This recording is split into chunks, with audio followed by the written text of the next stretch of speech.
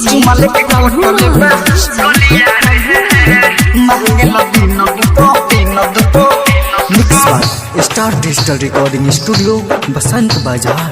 ओही में डूबल रहे भाता धोके पाजामा जाले ले बाहर बार।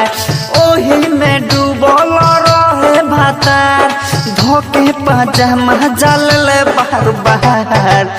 चुमा लेके कटले बा गलिया रे मांगे लगी न दुपो हरिया रे फरले बा सखी मोरा सरिया रे मांगे लगी न दुपो हरिया रे।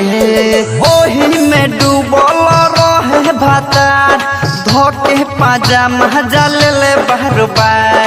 ओही में डूबल रहे भाता धोके पाजामा जाले ले बाहर बाहर।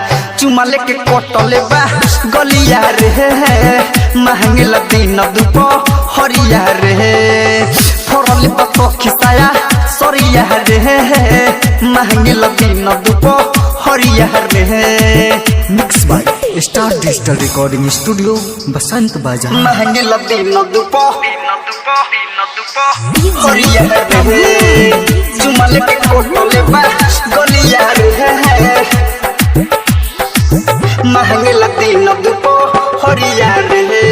का हम कही हो लीला रखले बात हिया झकोर के रखले बात हिया झकोही रे सखी करेला प्यार हाली हाली रख देले चूरी हाथ फोर के रतियों में ना सुते देला मन न कबो ओके भरेला हरदम नस में रहे हो चूर लगे से नहीं जाए कहबो दूर ऊंच नीच देखे नहीं दरिया रे मांगे लगी न दुपो हरिया रे फरले बा सखी साया सरिया रे मांगे लगी न दुपो हरिया रे। Mix by star digital recording studio Basant Bazar. मांगे लगी न दुपो हरिया रे चुमा लेके कटले बा गलिया रे मांगे लगी न दुपो हरिया रे। दिहले दर्द बड़ी भारी सहलो नहीं अब सहाता सहलो नहीं अब सहाता।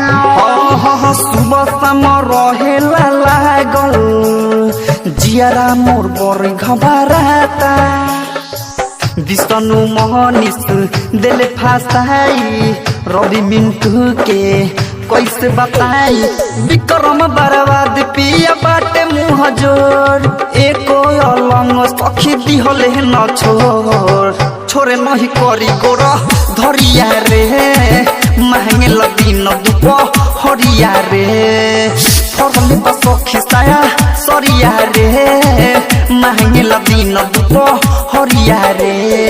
ओही में डूबल रहे भाता धोके पाजामा जाले ले बाहर बार। ओही में डूबल रहे भाता धोके पाजामा जाले ले बाहर बाहर।